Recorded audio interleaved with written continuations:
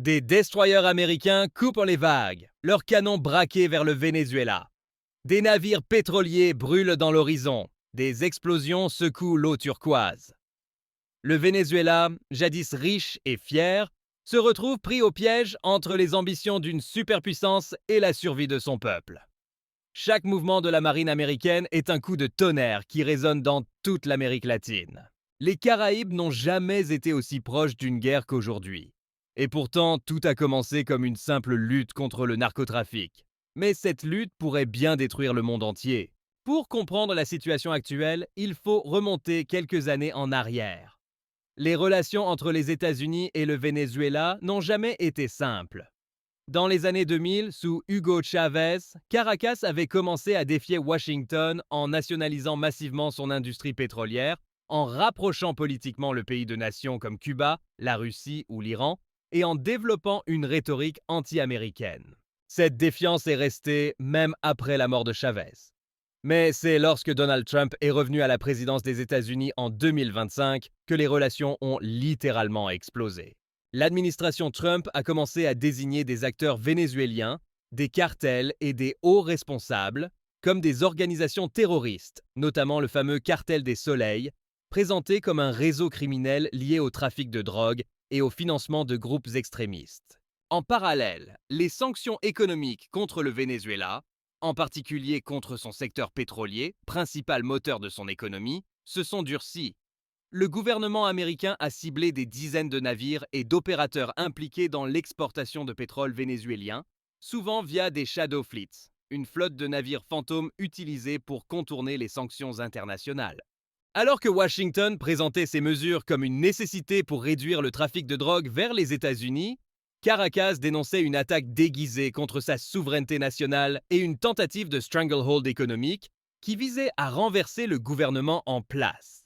Les actions militaires américaines au large du Venezuela ont commencé en 2025, dans un contexte où l'administration Trump a lancé l'opération Southern Spear, une campagne militaire et de surveillance visant officiellement à détruire les réseaux de trafic de drogue dans l'hémisphère occidental.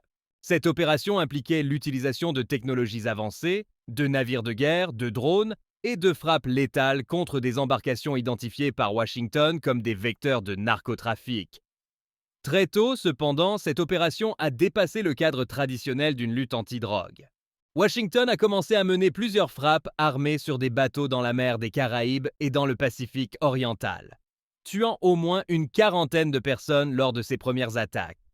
Si les États-Unis ont affirmé qu'il s'agissait de cibles liées au trafic, de nombreuses familles des victimes et des organismes internationaux ont contesté ces affirmations, soulignant qu'il n'y avait pas toujours de preuves claires. Puis, les choses ont rapidement pris une tournure encore plus grave.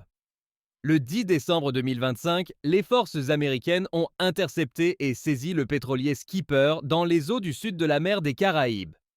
Ce navire, autrefois sanctionné et accusé de transporter du pétrole vénézuélien de manière illégale selon Washington, a été arraisonné par les autorités américaines dans ce que Caracas et plusieurs pays de la région ont qualifié d'acte de piraterie ou même de vol d'État. Pour la première fois, les États-Unis ne se contentaient plus de frapper des navires soupçonnés de narcotrafic. Ils saisissaient un navire pétrolier portant des cargaisons vitales à l'économie vénézuélienne, une action qui allait transformer radicalement la crise. Le point de rupture est intervenu peu de temps après. En décembre 2025, Donald Trump a annoncé un blocus naval total et complet des pétroliers sanctionnés entrant ou sortant du Venezuela. Il a même affirmé que le pays était désormais entouré d'une armada plus grande que jamais dans l'histoire de l'Amérique du Sud, prête à faire pression sur Caracas. Selon l'administration américaine, ce blocus n'est pas seulement une pression économique, mais une partie d'une stratégie plus large pour lutter contre le trafic de drogue, les groupes criminels internationaux et ce qu'elle qualifie désormais de narcoterrorisme vénézuélien. Dans le récit de la Maison-Blanche, les revenus pétroliers servent à financer non seulement des réseaux criminels, mais aussi à soutenir des acteurs armés et des politiques hostiles aux intérêts américains. Dans les faits, ce blocus a eu un impact immédiat. De nombreux navires ont changé de cap, refusant de charger du pétrole vénézuélien pour éviter leur saisie, tandis que les exportations de brut ont plongé, paralysant encore plus un pays déjà en crise économique. Beaucoup d'experts notent que, même si ce blocus ne constitue pas une déclaration de guerre formelle selon le droit international, il s'apparente à une mesure de guerre économique qui peut entraîner des conséquences politiques et militaires bien plus graves.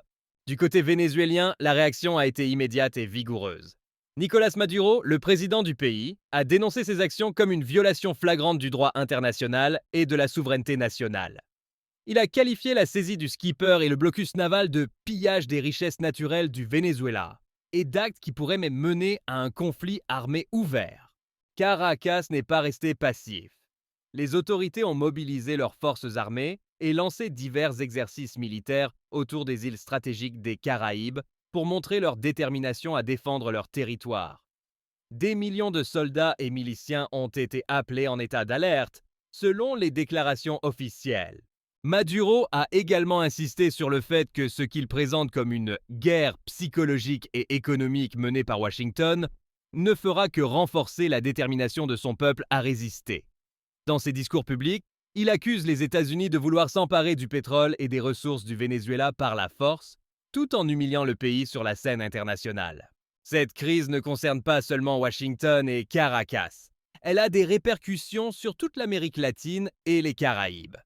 Des pays comme la Colombie, pourtant alliés historiques des États-Unis, ont jugé la présence militaire américaine dans les Caraïbes comme étant disproportionnée, exprimant leurs préoccupations quant à une possible perturbation de la paix régionale. Le Mexique a appelé à une implication immédiate de l'Organisation des Nations Unies pour éviter toute effusion de sang. Le président Claudia Sheinbaum a exprimé la nécessité d'une solution pacifique, demandant à l'ONU de jouer un rôle de médiateur pour désamorcer la crise imminente. Le secrétaire général de l'ONU lui-même, Antonio Guterres, a fait une déclaration publique en appelant à la retenue et à l'évitement d'une escalade militaire. Il a insisté pour que toutes les parties respectent leurs obligations internationales et travaillent à une désescalade immédiate. Des nations alliées du Venezuela, comme Cuba et d'autres membres de l'ALBA, ont condamné la saisie du pétrolier et la pression américaine, qualifiant ces actions de menaces sérieuses à la stabilité de la région et violation des droits souverains des États. Pour bien comprendre cette crise, il faut saisir les enjeux globaux qui se cachent derrière cette confrontation. Le Venezuela possède les plus grandes réserves de pétrole prouvées au monde, une richesse qui, malgré une production en déclin ces dernières années, reste colossale et stratégique. Les recettes pétrolières constituent la principale source de revenus du pays. Couper ces flux par un blocus naval, c'est littéralement affaiblir l'État vénézuélien. Washington argumente que cibler l'industrie pétrolière revient à réduire les fonds disponibles pour des activités criminelles internationalisées. Caracas, en revanche, affirme que cette stratégie vise à détruire l'économie nationale pour forcer un changement de régime. Au-delà du pétrole, il y a une lutte d'influence globale. Le Venezuela s'est rapproché de nations comme la Russie et la Chine, qui partagent une vision multipolaire du monde et s'opposent à ce qu'elles perçoivent comme des tentatives américaines répétées d'imposer sa volonté sur l'Amérique latine.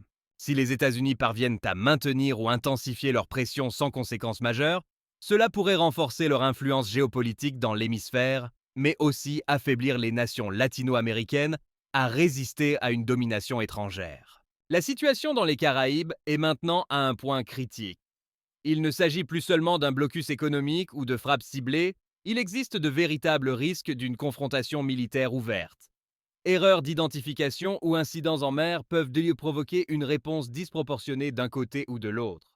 Si un navire américain était attaqué ou coulé, volontairement ou par accident, cela pourrait servir de prétexte à une réponse militaire majeure.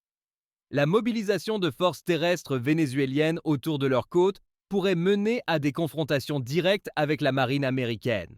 Des analystes estiment que cette présence navale pourrait devenir la plus grande escalation militaire dans les Caraïbes depuis plusieurs décennies, dépassant même ce qui a été observé à l'époque de la crise des missiles de Cuba dans les années 1960. Nous sommes à un moment charnière. Ce qui a commencé comme une lutte contre des réseaux criminels maritimes s'est transformé en une crise internationale majeure, impliquant des questions de souveraineté, de pouvoir économique, d'influence géopolitique et de l'égalité internationale. Les prochains jours et semaines seront déterminants. Les actions des États-Unis et du Venezuela, mais aussi des acteurs internationaux comme l'ONU, l'Amérique latine et les puissances mondiales, vont déterminer si cette crise dégénère en un conflit militaire ouvert ou si un chemin diplomatique peut encore être trouvé. Dans tous les scénarios, le monde entier regarde, car une escalade ici pourrait redessiner les équilibres de pouvoir non seulement dans les Caraïbes, mais dans l'arène mondiale tout entière.